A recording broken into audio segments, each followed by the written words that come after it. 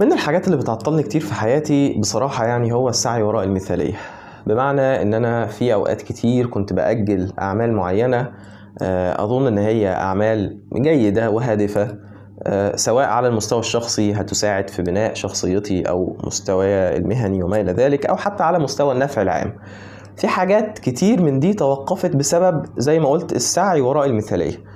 بمعنى ان بحط تصور لحاجة معينة وبعدين ببتدي اشوف هسعى ازاي ان انا اعملها، بلاقي ان في ديفكتس موجودة، بلاقي ان في حاجات معينة ممكن تتظبط اكتر، ممكن يعني ارتقي بمستوى الشيء اللي انا عايز اعمله دوت.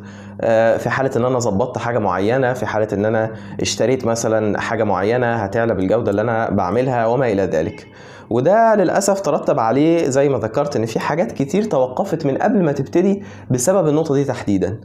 المصطلح ده بيقال عليه البرفكشنست او السعي وراء المثالية، والحقيقة ان ده من اكتر الحاجات زي ما ذكرت اللي بتهدم الانجاز بشكل عام. يعني انت بتتخيل ان انت كونك بتسعى للمثالية دوت، ده بيساعدك في النهاية ان انت تطلع بمنتج جيد وبترقى بمستوى الحاجة اللي انت بتقدمها، ولكن الحقيقة ان ده بيكون العكس تماما، وده الشيء المؤسف. طيب ليه الموضوع دوت كده؟ ليه فكرة المثالية دي يعني بتؤخر الانجاز او بتؤدي في النهاية ان انت ما تعملش الحاجة اللي انت عايز تعملها؟ ببساطة لان انت عمرك ما هترقى الى مستوى المثالية. يعني الكمال لله سبحانه وتعالى وحده، بس احنا عندنا آفة في زماننا دوت ببساطة ان احنا المقارنات سهلة وبسيطة ومتاحة قدامنا طول الوقت. يعني انت سهل جدا ان انت على فيسبوك او انستجرام او يوتيوب او ما الى ذلك تدور تلاقي ناس دايما بتعمل شغل مبهر. يعني مثلا في مهنة معينة بتشوف نتائج مبهرة، انت ما تعرفش اللي ورا النتائج ديت. يعني ما تعرفش الشخص اللي نزل النتائج المبهرة ديت هو قد ايه تعب وقد ايه اتطور في المرحلة بتاعة الوصول للنتيجة دي. يعني دايما انت مش بتشوف اللي ورا الكواليس. يعني دايما اللي بيجذب الانتباه بيكون النتيجة النهائية، فمش من الطبيعي ان انت توصل للنتيجة النهائية اللي انت بتنشدها دي او للمستوى اللي انت شايفه ده من غير ما تبتدي اساسا.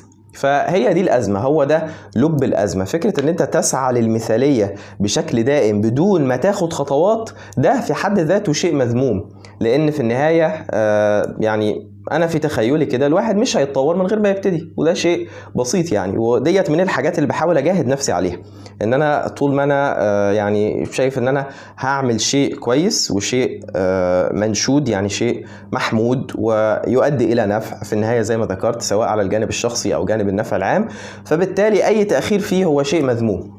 يعني اي حاجة هتخليني اخره حتى لو الحاجة دي هتؤدي بشكل مباشر او غير مباشر ان المنتج النهائي يكون افضل، فده شيء مذموم. لذلك من الحاجات اللي انا بحاول يعني افكر نفسي واياكم بيها دايما، ان انت لو عندك شيء معين هيؤدي لنفع، سواء نفع عام او نفع على الجانب الشخصي، فانت ابتدي اسعى فيه. زي ما بيقولوا الحركة بركة، وزي ما بيقولوا برضو الشغل بيجيب شغل. يعني الامثلة على ده كتير.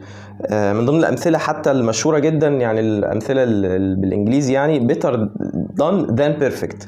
يعني ان الحاجة تبقى معمولة احسن ما اقول ان انا لسه هعملها عشان تبقى بيرفكت. يعني في النهاية فكرة ان هي تطلع بيرفكت من اول مرة ده شيء صعب، فهيترتب عليه ان انت هتأجل كتير. ولكن لما تقول انا هبتدي بالمتاح وهبتدي اسعى وربنا سبحانه وتعالى ييسرني واتطور واحدة واحدة، ده نسبته اكبر بكتير جدا ان هو في النهاية يؤدي الى تحقيق الشيء في ذاته.